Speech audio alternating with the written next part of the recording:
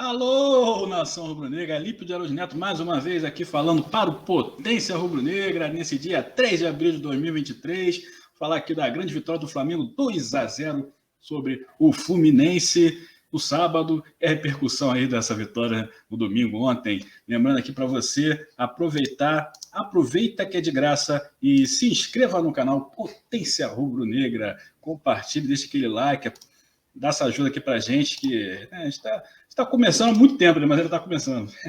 No Instagram lá também pode seguir, também de graça, @potência rubro-negra, Instagram Ioiô, vai e volta, e o Twitter é Potência RN, Potenciarne, RN de rubro-negra, tá? Então dá essa moral aí para a gente aí, custa nada, vai lá, tá? Então, vamos falar aqui, né, que a gente comentou aqui, falou sobre a coletiva, né? Teve a coletiva no sábado mesmo. Cara, e assim, ganhar é sempre bom, né? Futebol é resultado também. Também o resultado é importante, é mais importante, talvez, até do que o desempenho, muitas vezes. E ainda mais em clássico, né? Ainda mais em clássico, ainda mais decisão, né? Por mais que o estadual não seja mais aquele título que a gente espera, né? Nós vamos fazer a programação, esse ano vamos ganhar o estadual. Aquela coisa toda estadual, um título menor, hoje em dia, né? Já foi até o mais importante. Até no começo do brasileiro, os clubes preferiam o estadual, né? O brasileiro jogavam por obrigação. Mas, assim, hoje em dia o estadual é um campeonato, vamos dizer, um torneio início, né? Uma coisa para preparação, um torneio de pré-temporada aqui no Brasil. Mas ainda é o estadual, ainda tem um nome, tem história. E a gente não pode simplesmente ignorar, até porque a gente é obrigado a disputar e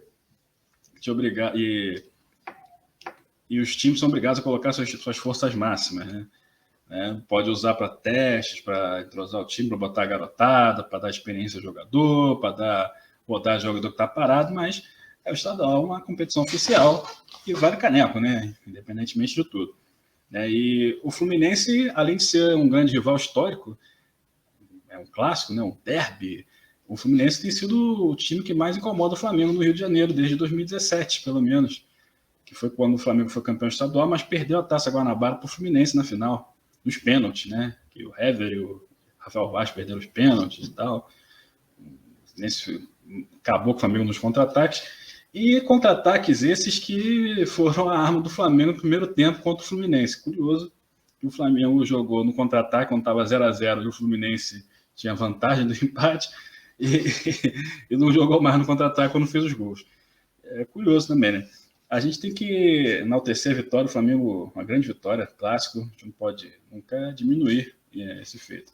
Mas, assim, eu percebi que algumas pessoas, principalmente na imprensa, recebi muitas coisas aí que estão enaltecendo o trabalho do Vitor Pereira. Cheguei a ouvir depois do jogo lá, vendo como, vendo como o Vitor Pereira é bom, como dá resultado, que não sei o quê, tem que dar tempo para o Vitor Pereira, você está reclamando demais, olha como é que o Vitor Pereira, como se o Vitor Pereira tivesse dado uma resposta sensacional, tivesse dado um nó tático no Fernando Diniz, acabou com o Fluminense, não foi assim que foi o jogo.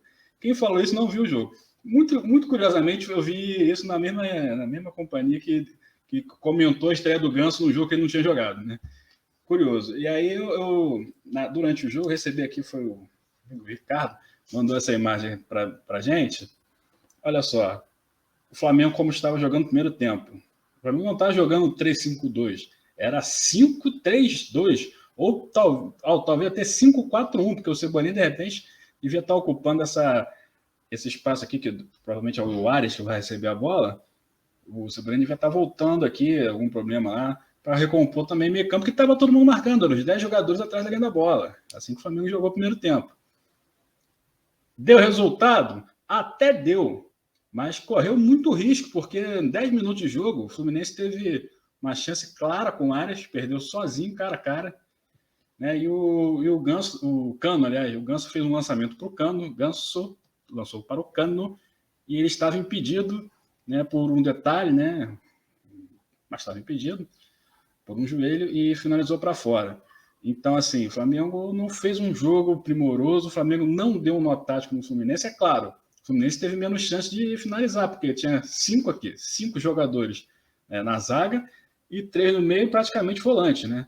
Era o Gerson aqui, o Gerson mais à esquerda, o Thiago Maia e o Matheus França aqui. Aliás, o Matheus França não disse que veio, né? No jogo, a única chance que ele tinha de criar alguma coisa boa, ele deu o passe errado para o Varela no primeiro tempo.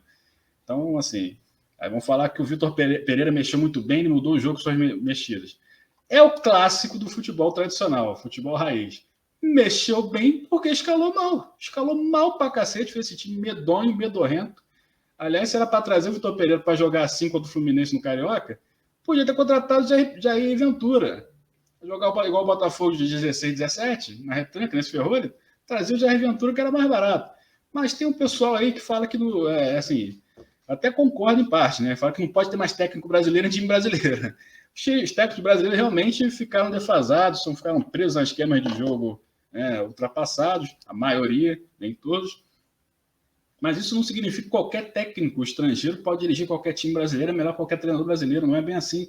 Vitor Pereira, tem muita gente defendendo o Vitor Pereira, falando que ele deu resposta nenhuma. O Flamengo jogou mais ou menos da mesma forma como vinha jogando, só que teve 4 chances de gol e fez 2 gols.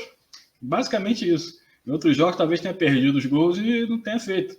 Mas o desempenho do time não melhorou. O Fluminense teve mais posse de bola, o Fluminense criou mais. O Vitor Pereira, o Flamengo jogou ali 20 minutos do jogo. Teve até a gente comparando, o Flamengo jogou um momento igual 2019. Peraí, né? Não é que o Flamengo jogou igual 2019. O Flamengo tem metade dos jogadores titulares do time de 2019 ainda no seu elenco. O Gerson ainda voltou, então são Everton Ribeiro, Gabigol, que ficaram fora por opção do treinador, Felipe Luiz, Rodrigo Caio voltando de contusão, o Arrascaeta e o Bruno Henrique ainda contundidos, e só o Gerson começou jogando. Então o Flamengo tem 7 jogadores que eram titulares em 2019. Então não é tão absurdo o time jogar parecido. Os mesmos jogadores. 7 jogadores titulares que ainda estão no clube. E no auge ainda, não são jogadores idosos, né? Rodrigo Caio e Bruno Henrique tiveram contusões graves, é verdade. O Felipe Luiz, sim, tem quase 40 anos, mas os outros estão ainda na faixa aí dos 20, 27, 28 anos, menos de 30. O Bruno Henrique tem um pouco mais. Mas, enfim, não é nenhum absurdo o Flamengo jogar em alguns momentos daquele jeito que era com os mesmos jogadores. Tem memória tática, memória muscular, memória afetiva, memória, sei lá, qualquer tipo de memória que eles conseguem jogar daquela forma. E não é o Vitor Pereira faz o time jogar assim. Não faz. Não tem feito. E mesmo nesse lance de 1 minuto com a posse de bola, o Flamengo não foi 1 minuto tocando a bola. É uma meia-verdade isso. Não foi o Vini Casagrande que falou, então. Só para lembrar que não foi o Vini Casagrande que falou. Mas tem se falado na imprensa, Flamengo 1 minuto com o posse de bola, mas nesse 1 minuto de posse de bola, a bola voltou para o Santos e o Santos repôs a bola no chutão para frente que o Pedro ganhou. Até uma estratégia que o Dorival tinha implantado aqui no Flamengo ano passado, para usar o Pedro como desafogo, quando o Flamengo estava pressionado. O Flamengo não estava pressionado, o Flamengo tocou a bola até voltar para o Santos. Mostrando que tem alguma falta de opção ofensiva. Teve que voltar a bola no Santos, o Santos fazer essa reposição para o Pedro, e aí o Pedro conseguiu dominar a bola deu uma escapada, mas aí o Gerson conseguiu recuperar ali e armou a jogada ali para o Everton Ribeiro, tocar para Ayrton Lucas, tocar para Everton Ribeiro achar o Ayrton Lucas de novo, e ele fazer a jogada individual e cruzar para o Pedro fazer o gol. Até nesse lance que o pessoal está relembrando 2019, teve um pequeno porém. Então vamos devagar com o Andor, que o Santa de Barro não teve assim, muita melhora tática. O resultado é sempre importante, é a vitória, mas vi muita gente achando que o Vitor Pereira tinha dado nó tático no Fernando Diniz, o Vitor Pereira seleção, o pessoal brincou aí, tem que dar tempo ao técnico. Muito eurocentrismo nessa história, muito jornalista aí apegado àquela máxima que tem que dar tempo a treinador, tem que dar tempo para quem é bom, para quem é ruim, não precisa dar tempo nenhum, não. Quem é ruim vai fazer besteira. E mais uma vez aí, lembrando também o caso do Chelsea, né? Que colocou algumas 2 temporadas atrás, foi 2021, né? Começou com o Frank Lampard como treinador e no meio do caminho o Lampard foi demitido, seja lá por quê, e entrou o Thomas Tuchel e foi campeão da Euro, da Champions. Então, assim, no mesmo Flamengo ano passado, quando demitiu... Imagina se o Flamengo não tivesse demitido o Paulo Sousa. Eu acho muito engraçado, tem jornalista, por exemplo, Mauro César. Gosto muito do Mauro César, cara foi em dado momento muito crítico, né? Aliás, esses jornalistas agora, eles estão mais interessados em cliques, em fazer entretenimento que fazer jornalismo. Mas o Mauro César, quando era bom, ele criticava o Abel, por porque o Flamengo jogava para trás. O Mauro César de hoje, ele acha que tem que manter o Paulo Souza e o Vitor Pereira jogando da mesma forma que o Abel, talvez até pior do que o Abel. É curioso isso, né? O Abel também foi campeão estadual. Já estou dizendo que o Flamengo é campeão estadual, daqui a pouco vão me cobrar. O Abel foi campeão estadual, vocês não lembram disso não? O Abel foi campeão estadual. O Abel perdeu um jogo na semifinal da Guanabara para o Fluminense, e com um erro de passe da Arrascaeta, que as pessoas queriam matar o Abel. Os caras queriam invadir o campo porque o Abel jogou exatamente como jogou o jogo inteiro, aliás, né? Levando para o empate, não tinha vantagem de empate, e no final tomou um gol, e jogou da mesma forma como o Vitor Pereira entrou em campo sábado. Então eu simplesmente não entendo por que o Abel Braga é digno de ser criticado porque joga de forma retranqueira, enquanto o Paulo Souza e o Vitor Pereira não, porque são estrangeiros, que são portugueses, que são da Europa, que eles ganham euro, jogam mal. São dois treinadores do mesmo nível do Abel. Não é porque eles ganham euro que eles vão ser melhores. É porque eles ganham mais, que são mais conhecidos na Europa. Eles ganharam um super campeonato português, que os times lá que talvez nenhum fica aqui entre os... Talvez o Porto e o Benfica aí fiquem entre os 10. Os outros não ficam. Os times de Portugal são, em média, muito fracos. Não tem esse futebol todo em Portugal.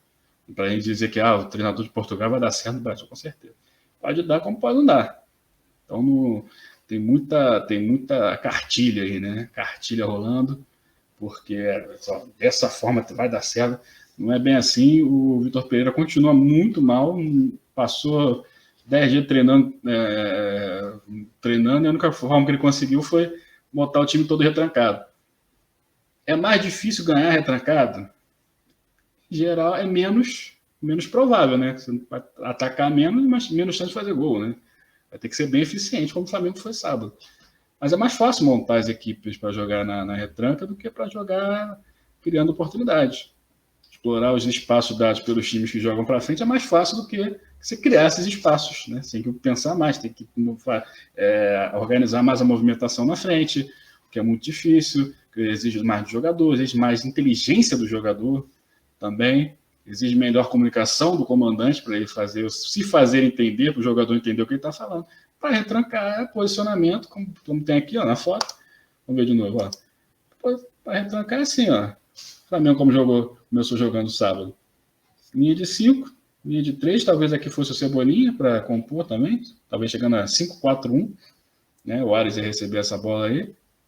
E o time jogando com 10 atrás da linha da bola. Para fazer isso, podia trazer o Jair Ventura, que ganha menos, era mais barato. Mas, enfim, então o Flamengo, o melhor dos mundos, vamos dizer assim, para quem gosta do Flamengo e para quem gosta do futebol bem jogado, é o Flamengo ser campeão domingo e o Vitor Pereira arrumar as malas para ir para Portugal na segunda. Agora, só lembrando que o Flamengo precisava vencer o jogo, né? Porque a vantagem era do Fluminense, e o Vitor Pereira me entra com 5 na zaga. Agora, não sei o que esperar, porque o Flamengo pode perder por um gol. Será que ele vai entrar com 7 na zaga ou vai botar um zagueiro só e vai com 4-3-3? Não sei o que ele pensa, né? É meio louco, né? Então, tudo pode acontecer. Deu sorte aí, fez substituição, mexeu bem, né? Ele mexeu bem, mas também correu muito risco, mexeu 4 de uma vez. A sorte dele que teve a parada técnica 1 minuto depois das substituições que ele fez. Aí deu tempo para os jogadores, né? Deu uma esfriada no jogo e os jogadores entraram mais ou menos no mesmo ritmo, porque entrou 4 jogadores frios no meio do jogo, o adversário já quente. Então, isso foi outro risco, mas que acabou dando certo, um pouco também pela sorte da parada técnica, um pouco também pela sorte do juiz, assim, vamos falar, teve lances polêmicos. Achou pênalti do Pedro, chute na bola que bate na mão do jogador, a bola bate na mão, mas aí o árbitro alega que está muito próximo, né? Está muito próximo o chute do jogador e o jogador tenta tirar, está com a mão colada, né? Então aí não é para marcar pênalti.